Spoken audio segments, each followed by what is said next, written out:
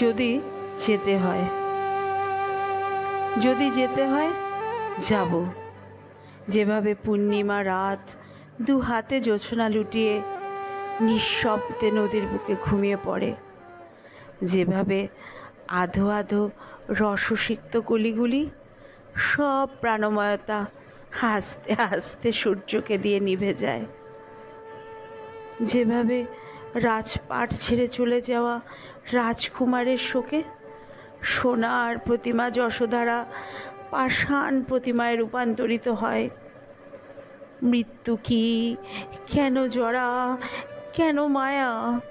নিষ্ঠুর সেই সুন্দরতম পুরুষ অকাল জরায় জর্জরিত করে নব্য যুবতীকে চিরতরে হারায়।